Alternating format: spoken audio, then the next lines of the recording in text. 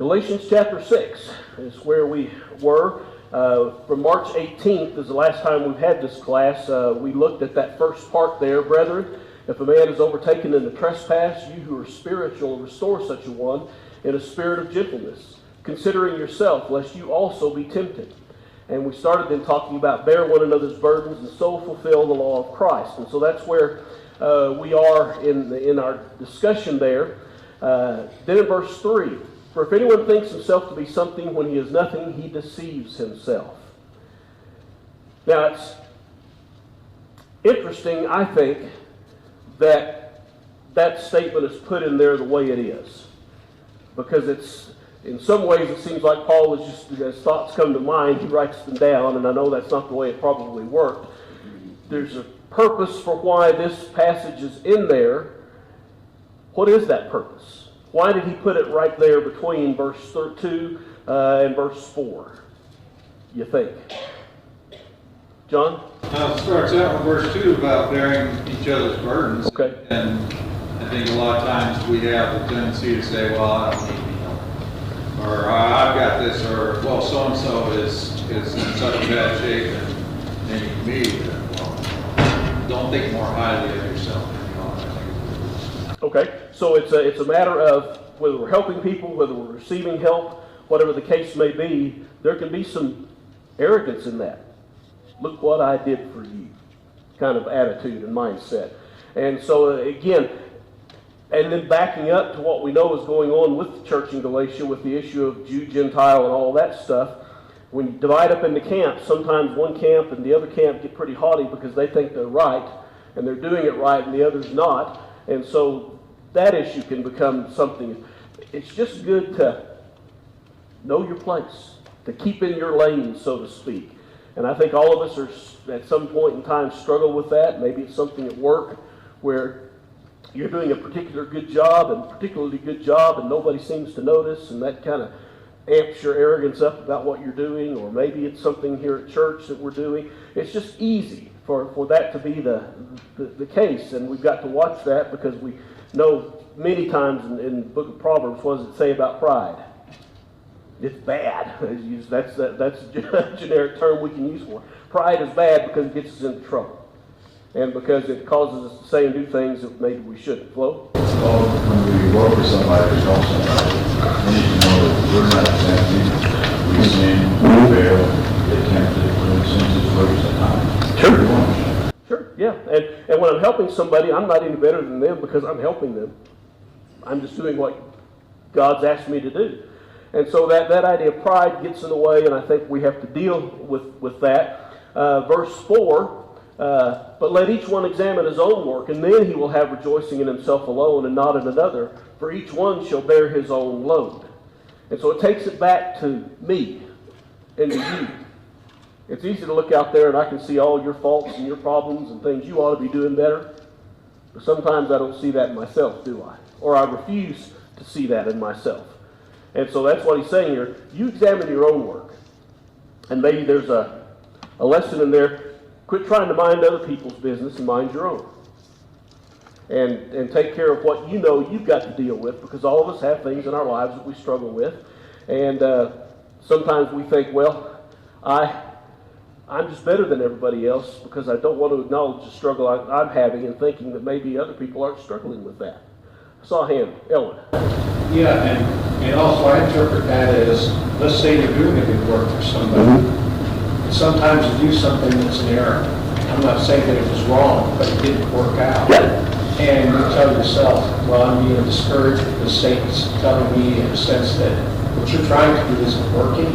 So that's something that you have to look at yourself to see what the results are, because you can have joy in someone that you're working with, but on the other hand, you can try something different and all of a sudden that person goes back into her old ways or whatever it may be, and you say, well, that didn't work. So maybe God's trying to tell me I need to leave this situation alone or something. That's why you really have to examine the whole situation, because sometimes what you planned wasn't what God intended you to plan. So you got to regroup and rethink and then try to come to their end. Yeah, it's again, examine ourselves in everything. My attitudes, what I'm doing, what I'm not doing, how I'm doing, what I'm doing, all those things. Just a constant self-evaluation. And that's never a bad thing for us to keep in mind what we're doing and what we're thinking and what we're saying and all of those things. And I think that's good advice for us at all times.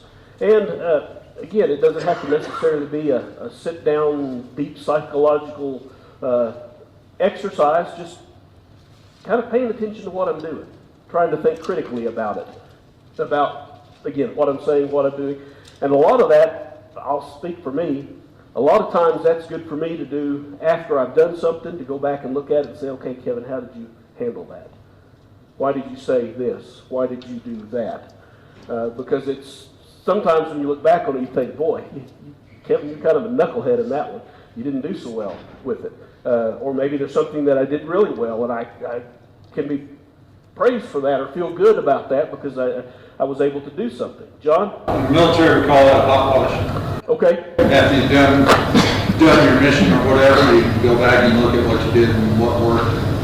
And did it accomplish what you were after? We see it a lot of times in politics too, where they say we're going to have this law and it's going to have this desired effect. And, you know, sometimes you can look at that law and go, well, it's not going to have that desired effect. Yeah. So again, it's just about examining, and I think maybe the underlying thought here is honest examination. I can just count all the good things I'm doing and ignore all the not so good things. So it's an honest self-examination, and then if we find ourselves to be doing good, then we have rejoicing, and we can be happy about that. And it's not dependent upon anybody else, that rejoicing, because it's what I've been doing, and that's a good thing. Again, just don't think too highly of yourselves once you realize you did a good job. There's the balance that comes in there. For each one shall bear his own load. Notice, bear one another's burdens, for each one shall bear his own load. Did Paul just contradict himself? Sounds like it, doesn't it? At one point he's saying, bear one another's burdens. Then 2 verses later, for each one shall bear his own load. What do you think he's trying to say there? Elwin? Well, real quick, it's a lot easier for other people to help me with my burdens instead of me being by myself alone. The ultimate thing is, that is my issue, my problem, and I'm giving the response to how to handle it, and I don't do that. I still have to handle my own burden. Yeah, the buck stops here with me and with all of us. We're ultimately responsible for who we are, what we do, and all of those things. And so ultimately, that's what I've got to remember. I'm going to have to bear my own load. But then again, Paul says bear one another's burdens. John? Part of bearing your load is realizing where you need help. Okay. Part of the carrying your own load is realizing when you need help and asking for that help and getting that help. It's kind of interesting. The word bear in verse 2, vestadzete, is in the present tense. Bear one another's burdens.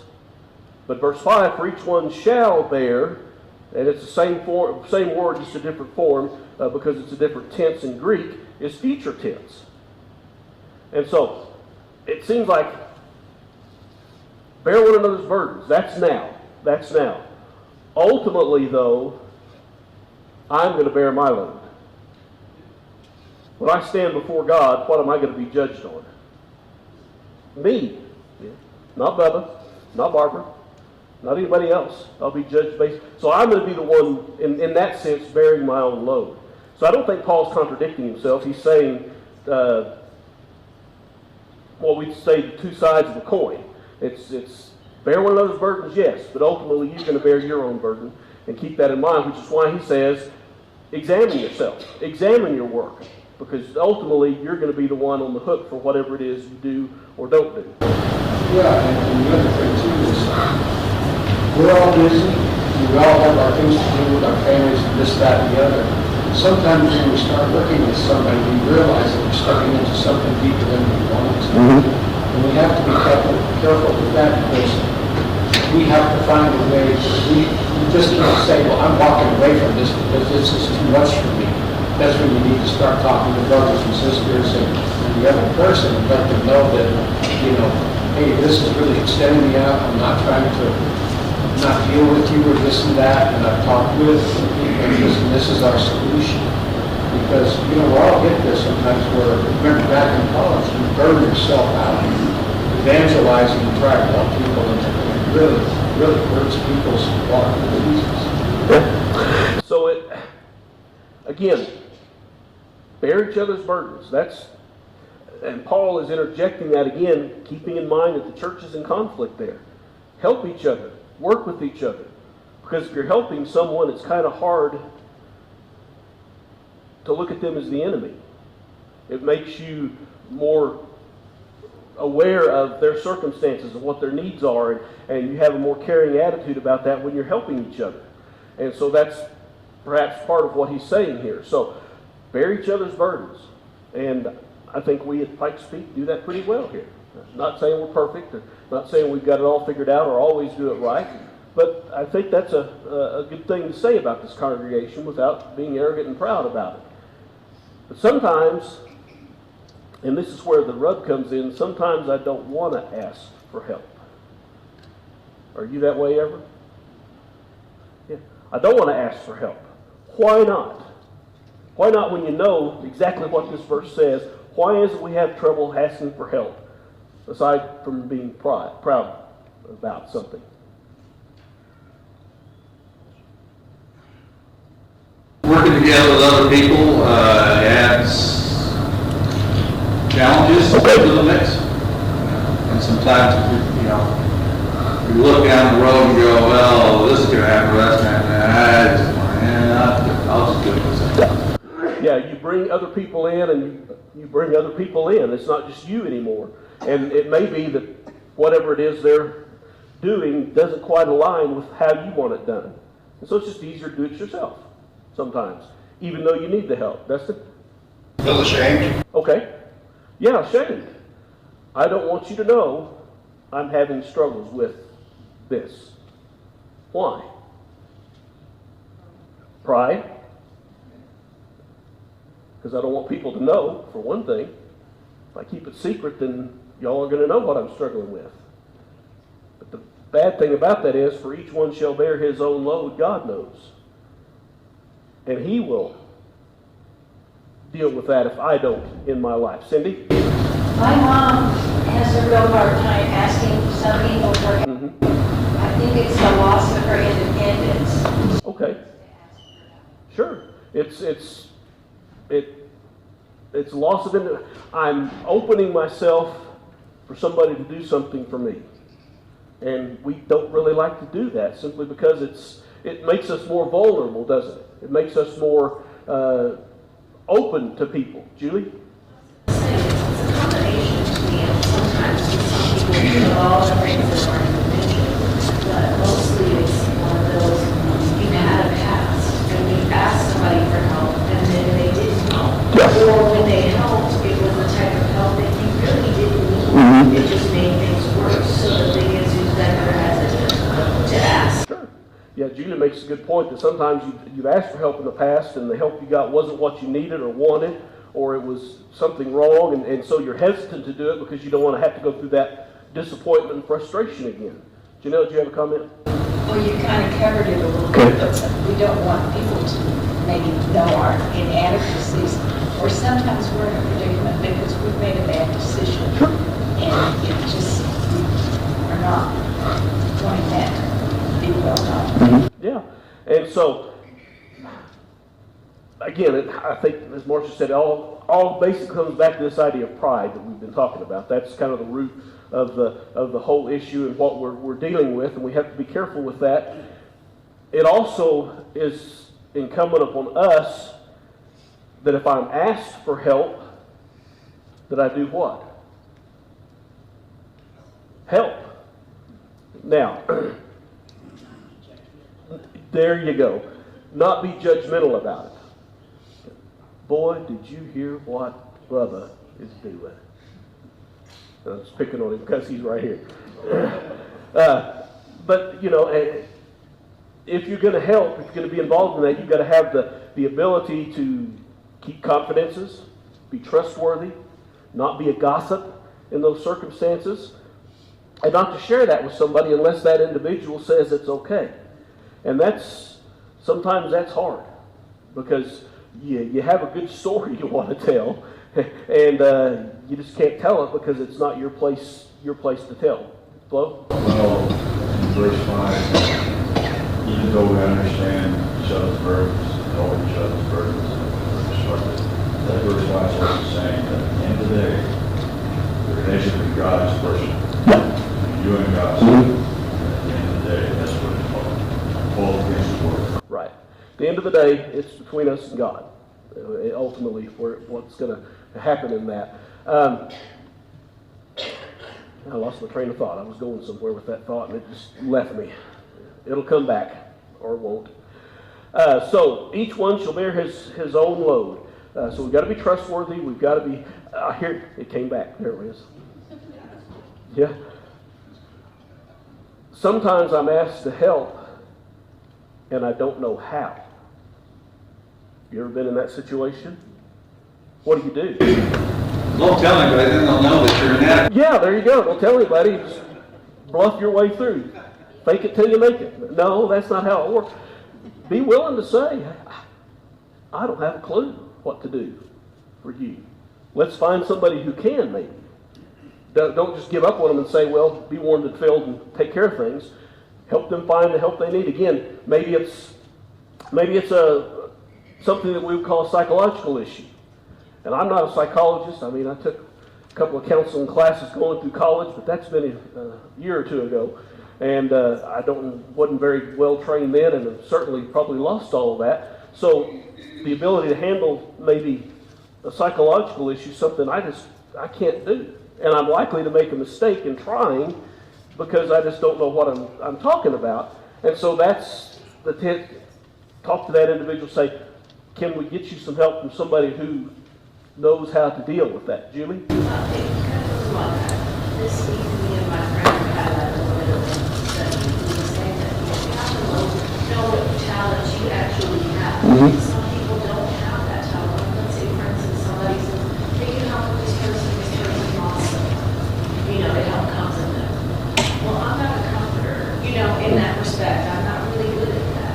But the thing is that, yes, like you said, is to find somebody that is really good about comforting someone and saying the right things to help them to get through what they need to get through. So I think that kind of goes back to the bearing your own burden, is that you know what talents that God has blessed you with and what God has not blessed you with, and that's something that you don't tread on when it comes to helping someone. Sure. So there are things that I'm just not good at. Things you're just not good at.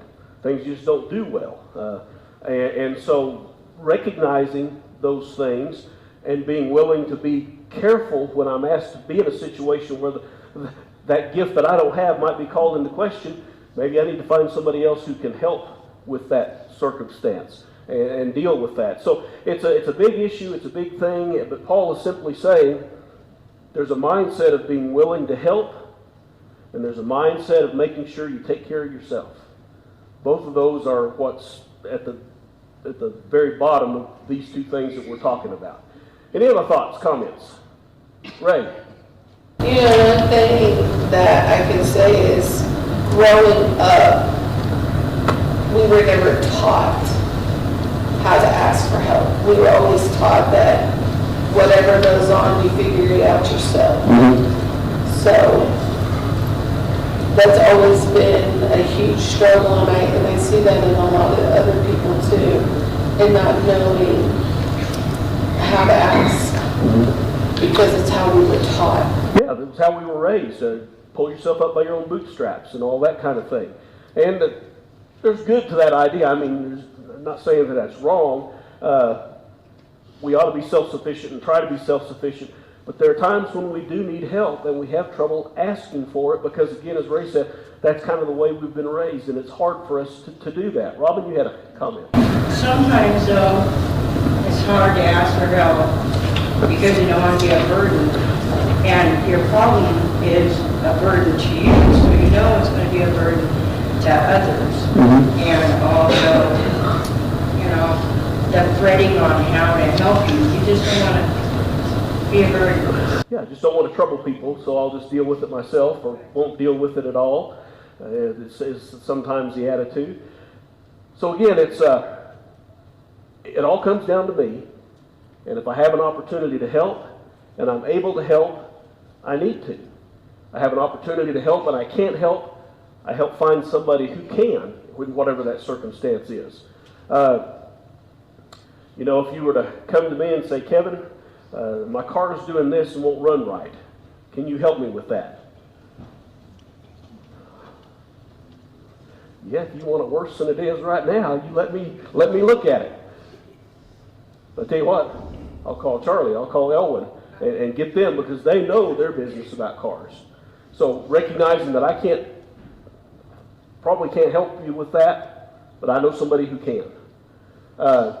I've seen this on Facebook, and maybe you've seen it too. It's a T-shirt, hat, all those things comes out from some Christian group. But I like what it says. It's got a cross on it, and it says, I don't know, but I know a guy. And I thought, that's pretty cool. I know a guy, and that guy is Jesus, in that context of what they're saying. And sometimes that's what we have to do when we're helping each other. I know a guy. I know a guy, or something of that nature. But the willingness to take the time to connect, it's going to take time. It's going to take effort and take energy, and I've got to be willing to do that in dealing with each other. All right? Other thoughts, comments? Ellen? Yeah, kind of piggyback on that, but the body of Christ. And the only way that we get to know each other is being here when the elders want us to be here. That's why we have Bible class, worship services, and things going on throughout the month. And if we just get up out of the church, as soon as things are over, go home and sit down and do our thing, and we don't come on Wednesday nights and this, that, and the other, what happens is how do you form relationships with people that are here to form them with?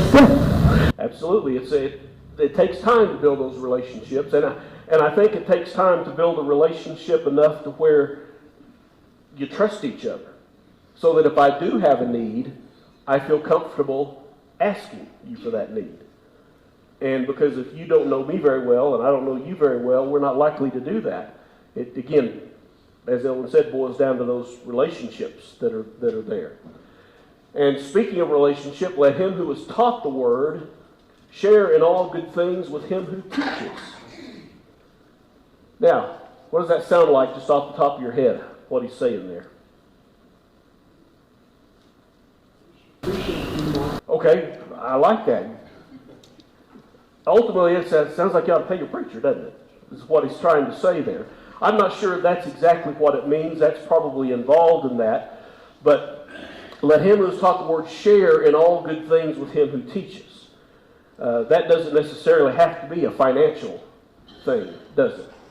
We can share in all sorts of things. We can share in the teaching, in the word, in the work of teaching, and all of those things. So I think it's more than that. And the word share there is koinonia, fellowship, that we're so familiar with. We have fellowship in all good things. Jim? I think it has a lot to do with what we're doing right now in class. You're our teacher, but we're here discussing things that are helping you through this class, that others are hearing things that is good for each one of us. Sure, it's good. I love this class for your willingness to talk. That's why, just so you know, we're on week 30 of our Galatians study. That's why we're on week 30, because you guys like to, and that's good because you have good things to say. And that's sharing in the discussion, because you may come up with an idea that I haven't thought of and didn't present. And you say this and it's like, oh yeah, that makes sense. That's good. And so the sharing that goes on with that, I think, is a good thing. And there are some people who won't speak up in class. I think if I called on some of you, you wouldn't speak up in class. And that's okay. No problem with that. But even those people who don't speak up in class are getting the benefit of other people's thoughts and wisdoms and ideas. And that's a good thing. And that's why we have Bible classes like this on Sunday morning and Wednesday evening. And quick shameless plug of Grady started Jeremiah last Wednesday night. And so if you're interested in that book, come back on Wednesday night and he'll have some more for you. There's a handout here on the front pew if you'd like to pick that up from last week. And good study. So, and again, time where we can share in the idea. We can fellowship in the Word. And that's what it's really all about, isn't it? Fellowshipping in the Word.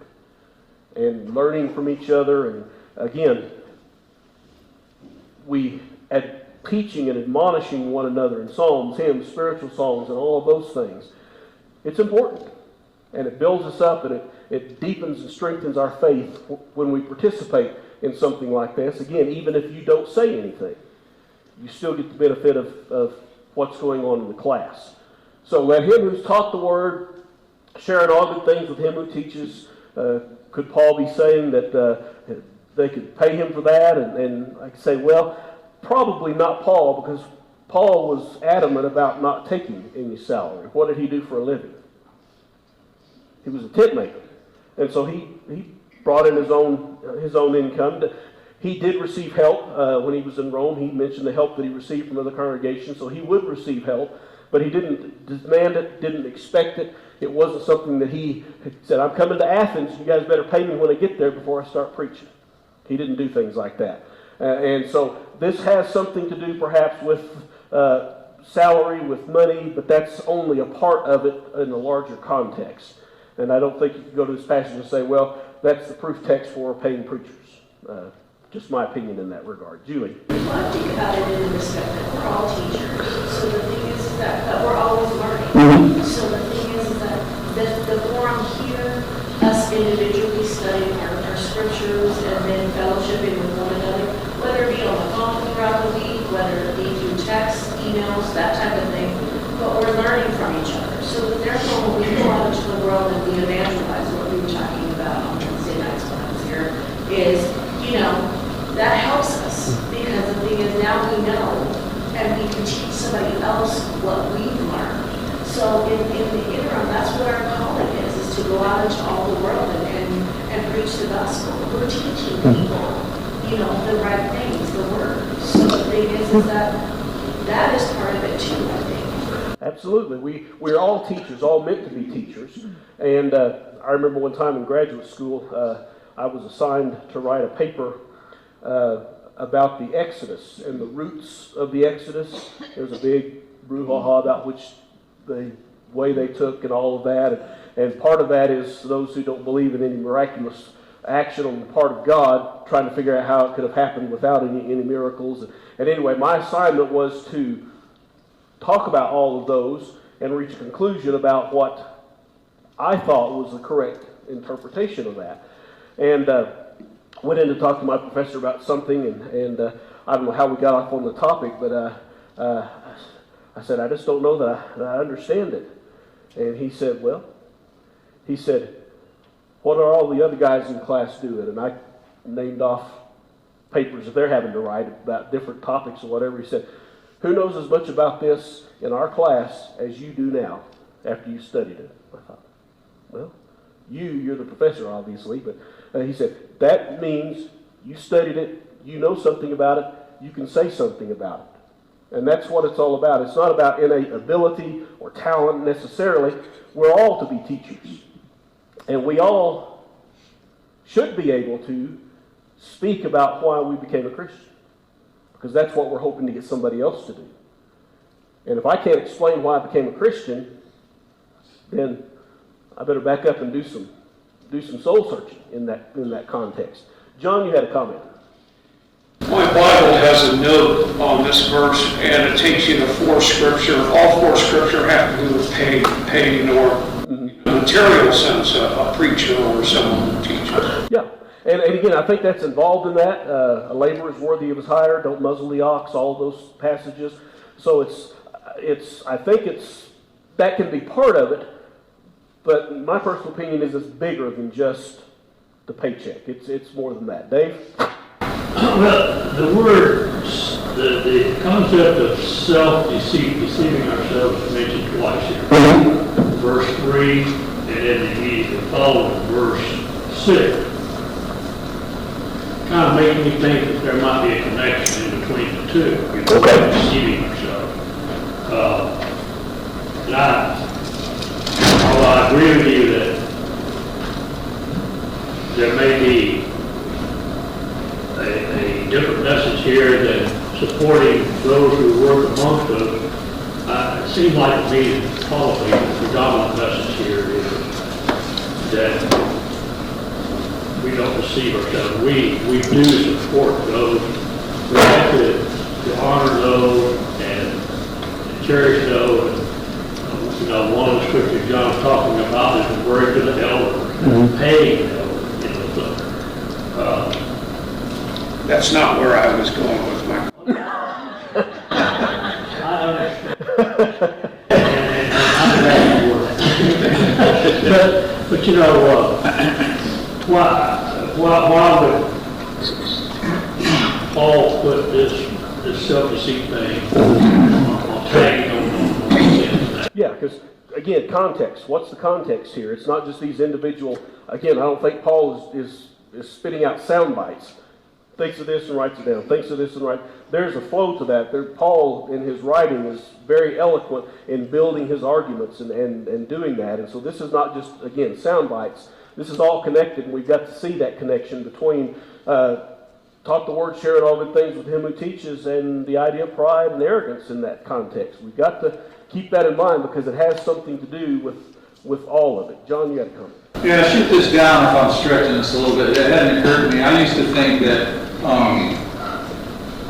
whatever the student gains from it, he should share back with the teacher. Okay. But what I'm thinking now, maybe it's an admonishment to the teacher that whatever he gains as the teacher, you know, keep that student under your umbrella. If you got something good from it, make sure that your student also gets something, you know, the good things from it. Instead of holding yourself above like, well, you know, I'm the teacher, so I'm supposed to get more. Yeah, I think that's a reasonable assumption in that context. Again, back to those relationships. Again, bear one another's burdens. If you've got a student-teacher scenario, a student-teacher relationship, bear one another's burdens. Student, help your teacher. Teacher, help your student, whatever the case may be. Ultimately, each one will be responsible for their own things, but there's no reason they can't help each other along the way. And so I think that's, again, part of this entire context that we're dealing with here. All right, other thoughts, comments? Flo? We're all teachers, and we're going to be held accountable. Yes. We're all teachers. We all should be teachers. The Great Commission was not given just to a few people in the church. It was given to everybody. And that's what we're to be about in our lives. King James says, let him that is taught in the word communicate unto him that teacheth in all good things. So that's a little bit different wording in the King James Version there. English Standard, let the one who is taught the word share all good things with the one who teaches. And again, still a little ambiguous in what it means there. Contemporary English, share every good thing you have with anyone who teaches you what God has said. And so again, that beyond just financial, certainly financial is part of that, I think, but it certainly goes beyond that. The one who is taught the word is to share all good things with the one who teaches him, New American Standard Version.